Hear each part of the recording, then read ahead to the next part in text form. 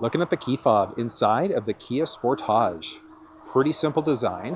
One thing that I like about the design of it is that you saw there, as you push the lock button, you've got the Kia logo that glows. Now, looking at the actual buttons, you've got the lock button there, unlock, trunk release, horn or panic alarm, and then there's also remote start. You're also going to see this little guy, and that's the emergency access key. So if the key fob's ever died on you, you've got your little access key there. All you're going to do is take the key fob here, and you're going to insert right here. So there's a little button right there. You're going to pull the handle out. You're just going to push up in order to release. You're then going to take the bottom part and start lifting in order to remove. And then just use the mechanical key in order to insert and twist. Once the cover's off and you're inside the vehicle, all you're going to do is use the fob in order to be able to start. So you're just going to push and hold using this in order to start the car up. Pretty simple. Getting into the trunk of the car can be done a few different ways. You can push and hold the button right there in order to get into the trunk of the vehicle. And then along the very bottom here, you've also got a button there that you can push. So if you wanted to insert your fingers there, then there's also the smart liftgate feature. So as long as it's enabled, you've got the key fob on you. You're going to walk up towards the back end, and there's this kind of sweet spot that you've got to hit. And once you do, see there, you can push the lock button here if you wanted to stop this process from happening.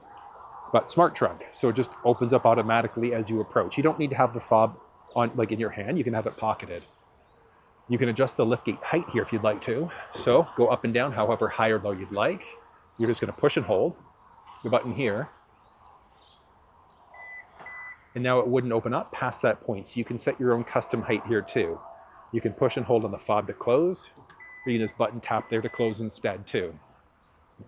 When the vehicle's locked, the fuel door is also locked. So you just have to unlock in order to get inside. And then there's a neat key fob trick that you can do too.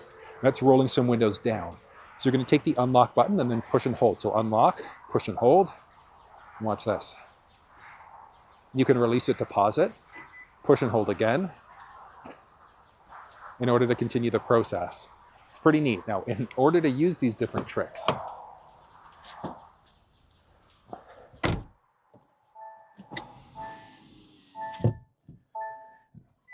what we're going to do here, if you go to your setup along the very bottom of the screen there, you're just going to go to your vehicle. Once you're in vehicle, you've got a bunch of options for your climate, seats, lights, etc. So the lights actually is kind of a neat one. So you've got the option of saying whether or not you get a headlight delay. So when you go to lock the vehicle, do the headlights just turn off? And there are different things for high beam assist, etc. But then you've got options for your door. So do you want the doors to automatically lock or unlock? Do you want a two press in order to be able to unlock all doors? Do you want the vehicle to automatically unlock the doors as you go to approach? You can toggle the power liftgate off completely if you wanted to, so you could use the button in the back to unlock, but you have to manually lift. You can adjust how fast or slow it opens up. You can also adjust the height. So do you want to set your own unique setting, or you've got a few different options available there.